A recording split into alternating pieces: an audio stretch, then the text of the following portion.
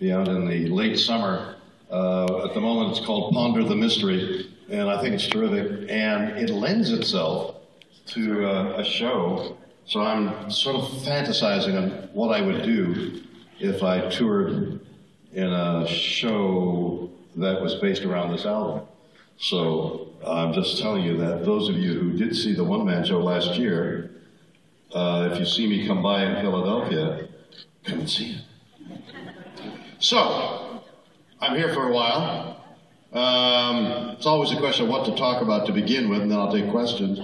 I was watching TV this morning and watching the tornadoes in Oklahoma, and was reminded 3 weeks ago,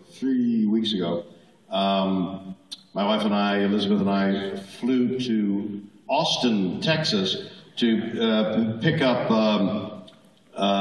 two, it turns out we chose two 9-week-old puppies. They were 9 weeks at the time.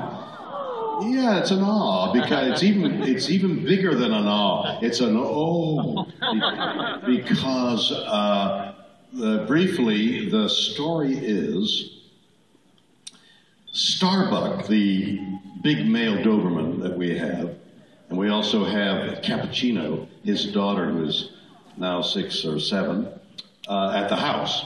So he's now going on 14. 14 is like Methuselah for Doberman, and so he's getting ready to pass. And we've had him since he was 8 weeks old, so he's like, you know, he's my dear old friend, and he's getting ready to die. In fact, in this album, I've written him a song called So Am I, and the last lyric of which is, now he's old. Now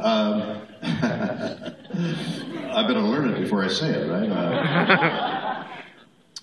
And now he's old and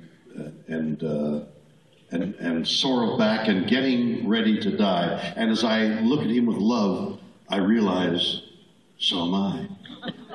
And the song is called So Am I, so I devoted a song to Starbuck. So Starbuck had an infection in his belly, and they had to go in, and they had to castrate him. So they removed, sorry folks, his testicles. And my wife said, let's freeze them in case there's any semen in there. This is like 3 years ago. And then because we've been dealing with frozen semen with horses. So I rushed to the frozen semen place way across town in Los Angeles. I ran down the aisle to the secretary, and I said, I've got the balls. And she said, you certainly have.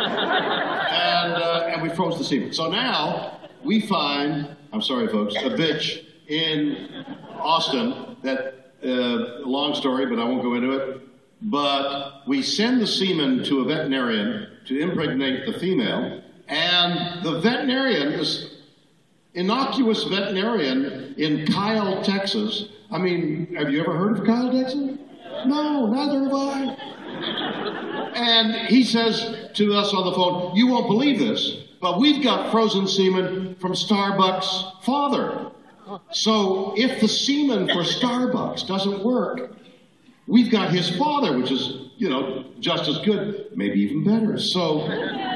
So he impregnated the female on 12 hours before the optimum moment of her egg, and then 12 hours afterwards with Ike semen, 12 hours after. So we don't know the father yet, the DNA is coming in, of the litter. So now we go to Kyle, Texas, by GPS. I don't know where Kyle, Texas is. We arrive at the house. I don't know whether this is the right house. We knock on the door, and this woman comes out. It's Tina. Tina's got the litter. So we ultimately choose, and it's, you know, we're trying to get the pick of the litter, but who knows? How do you judge 9-week-old puppies? It's very difficult. It's a crapshoot. So, and talking about crap, we drove across the country with these 2 puppies to Los Angeles, from Austin to Los Angeles, okay?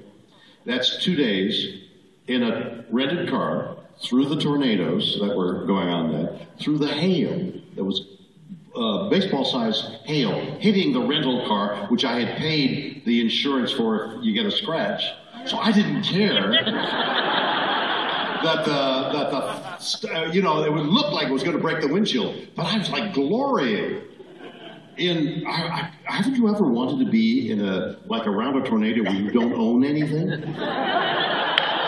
And glory in the majesty of nature at work without risking life and limb, because you know the fantasy is you're encapsulated against and anchored to the ground against 200-mile-an-hour winds. I mean, so my wife says as she's falling asleep, as we get through she says, "Oh boy, well, I'd love to be in a dust devil." She says, "I would wear goggles, and I'd wear a hood, and I'd love to be in a dust devil," and she falls asleep.